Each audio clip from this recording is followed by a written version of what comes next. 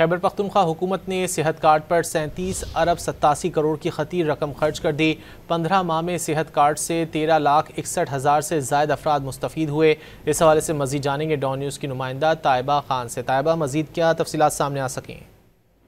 جی بالکل، خیبر پختونخوا میں 15 ماہ کے اندر صحت کارڈ پر 37 ارب 87 کروڑ روپے کی خطیر رقم خرچ ہوئی ہے، جبکہ 15 ماہ میں جو ابھی تک کل 13,61,000 سے زائد افراد صحت کارڈ سے مستفید ہو چکے۔ سب سے زیادہ رقم صحت کارڈ پر جو خرچ ہوئی ہے سرکاری اسپتالوں میں 24 ارب سے زائد کی خرچ ہوئی ہے، جبکہ پرائیویٹ اسپتالوں میں 12 ارب کی لاگت خرچ ہوئی ہے۔ اس کے ساتھ صحت کارڈ پہ گزشتہ 2 ماہ پہلے بھی ایک پلان کیا گیا جس کے ذریعے کڈنی ٹرانسپلانٹ اور لیور ٹرانسپلانٹ پر بھی 2 ماہ کے دوران 48 افراد کے مستفید ہو چکے، جبکہ 118 ارب روپے کا خرچ ہوا ہے اس پر۔ جی بہت شکریہ طیبہ ان تفصیلات کے لیے۔